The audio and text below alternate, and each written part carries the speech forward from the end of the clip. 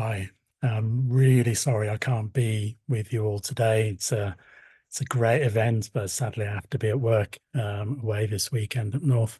So I just want to offer my congratulations to everybody who's helped to organise this event, but also to add just a few words, I think, as well about the position of multipolarity and the third world and so on. Firstly, I want to move away from the word multipolarity, because I think that creates a different kind of perspective, because that presumes that there are different poles.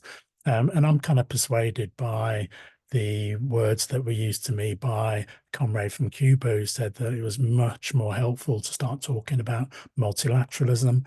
In fact, there's some commentators that are starting to talk about multinodal approach across the world, so that we can spread a proper understanding about the way that the world is no longer looking for, as if we ever did, but we're no longer having to put up with the idea that somebody is in control, that somebody is our master, that somebody is going to turn around and tell us what to do.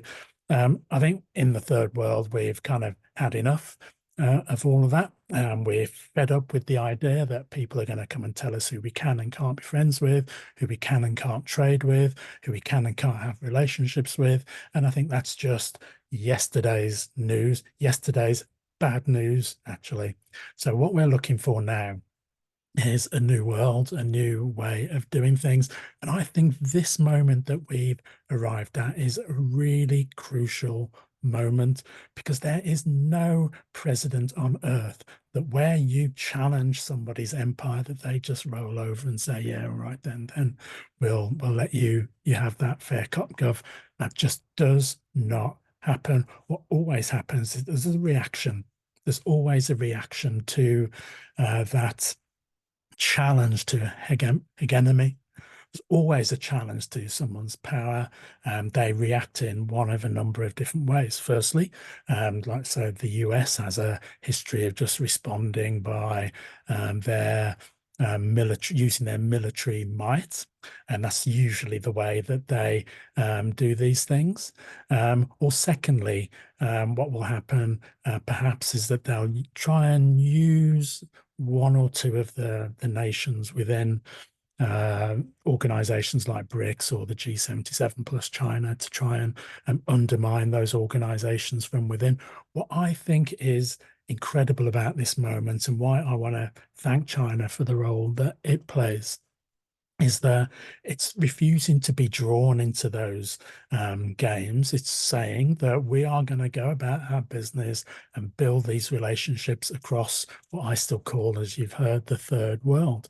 It's going to continue to build those relationships, build those alliances, and whatever the likes of the United States are going to try and place pressure on us, they need to understand that the global majority, the global majority is not prepared to put up with this anymore, and we're getting on with our business. And when I say we, that also means the people across the diaspora as well.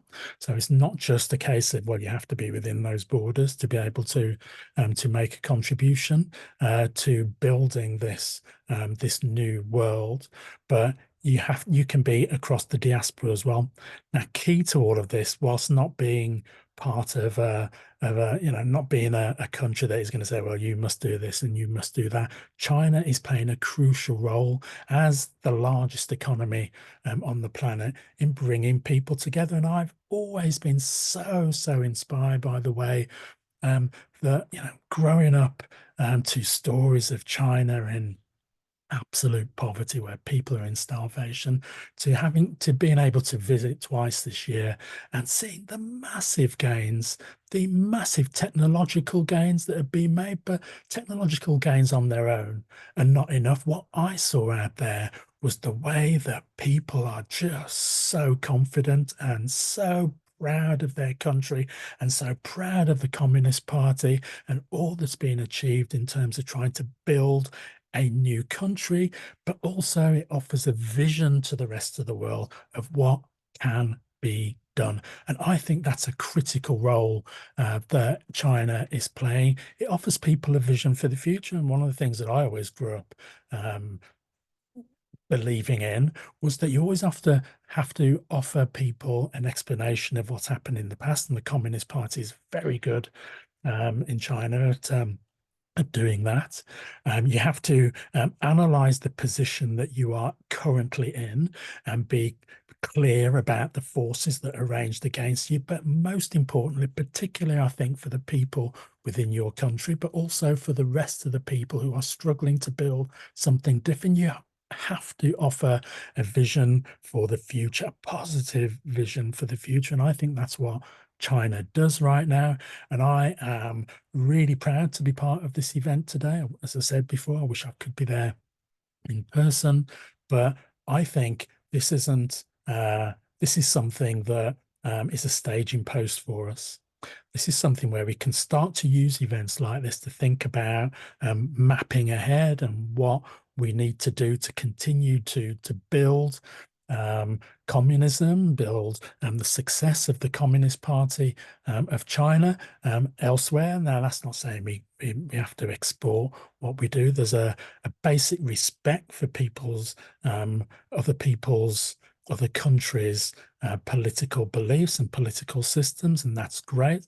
But we can offer something to the people there about what can be achieved if you adopt a Marxist analysis of what's facing your country and offer your own interpretation for your own country. So, as China has done with communism, with Chinese characteristics, we can, other countries can adopt the same sort of approach. So, I think this is a great occasion, but I think we've got work to do.